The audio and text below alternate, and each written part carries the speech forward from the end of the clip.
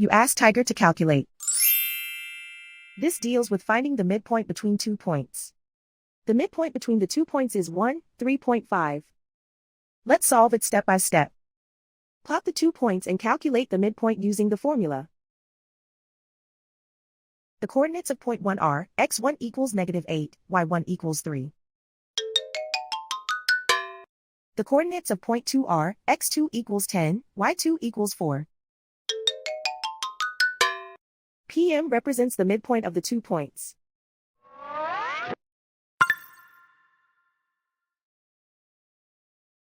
Use the x values in the midpoint formula to find the midpoints x. x1 equals -8. x2 equals 10.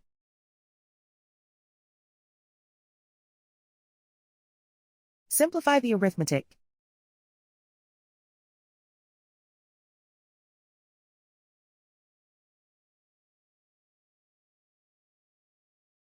Use the y values in the midpoint formula to find the midpoints y. y1 equals 3.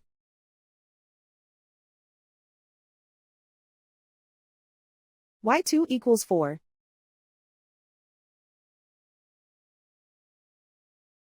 Simplify the arithmetic.